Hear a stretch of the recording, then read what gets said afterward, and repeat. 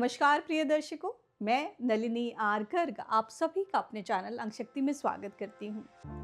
ग्रहों के बल की श्रृंखला में आगे बढ़ते हुए आज हम बात करने वाले हैं ग्रहों के दूसरे और तीसरे प्रकार के बल की।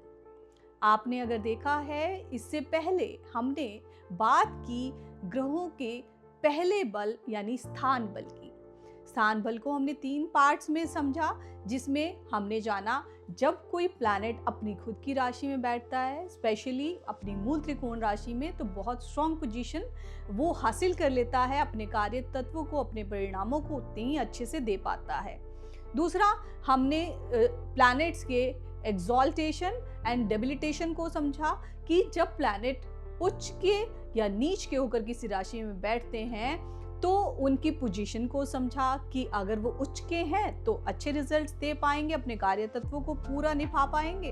अगर नीच के हैं तो वीक हो जाएंगे और उतने अच्छे परिणाम नहीं दे पाएंगे। बट अगेन उसको भी हमने जाना था कि हमेशा उच्च के ग्रह अच्छे हों और नीच के बुरे हों, ऐसा नहीं होता। थर्ड, हमने प्लैनेट्स की आपस में रिलेशनशिप्स को समझा कि कोई प्लैनेट किसी प्लैनेट को पसंद करता है या ना पसंद करता है, फ्रेंडली प्लैनेट है, एनिमिटीज है दो प्लैनेट के बीच में, तो वो जाना। तभी उसी के बेस पर अगर फ्रेंडली है तो अच्छे रिजल्ट देगा, अगर नेगेटिव है, एनिमिटीज है प्लैनेट्स के लॉर्ड्स के बीच में, हाउस लॉर्ड्स के बीच में, तो वो कहीं ना कहीं बुरे परिणाम देगा। अब उसी श्रृंखला में आगे बढ़ते हुए आज हम बात करने वाले हैं दूसरे प्रकार के बल, दैट इज दिशा बल, डायरेक्शन बल और समय बल, काल बल को समझने वाले हैं। सबसे पहले बात करेंगे दिशा बल की। दिशा, प्लैनेट्स कुछ दिशाओं में बली हो जाते हैं, उसको जानते हैं सबसे पहले। तो ये हमारी कुंडली है,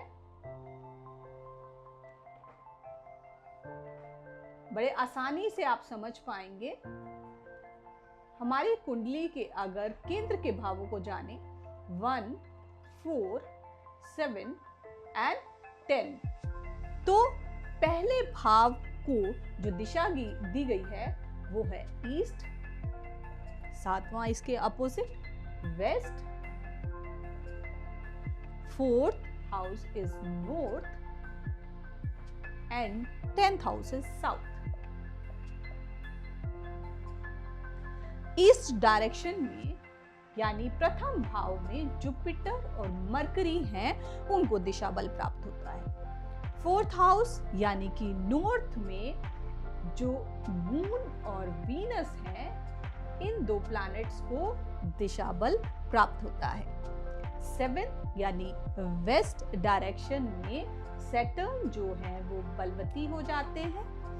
10th हाउस यानी साउथ डायरेक्शन दक्षिण में जो है सूर्य और मंगल जो है वो बलवती हो जाते हैं। तो इस प्रकार से डायरेक्शनल बल जब किसी प्लैनेट को मिल जाता है तो वो पावरफुल हो जाते हैं, अपने परिणाम उसी पावर के साथ दे पाते हैं। बात करेंगे तीसरे प्रकार के बल की, जो है काल बल, समय का बल। तो इसको समझते हैं। अगर आपका जन्म सनराइज से लेकर सनसेट के बीच में हुआ है, तो आपकी कुंडली में जो सन है, वीनस है और जुपिटर है, वो बलवती हो जाते हैं। अगर आपका जन्म सनसेट से लेकर सनराइज यानी कि रात में हुआ है, तो मून, मार्स एंड सैटर्न जो हैं वो ऑटोमेटिकली बली हो जाते हैं। And then vice versa, means अगर सनराइज से सनसेट में ये बलवती हैं तो ये वीक है, अगर ये सनसेट से सनराइज के बीच में ये बलवती हैं तो ये वीक है। बट अभी एक प्लैनेट और बचा है, मरकरी।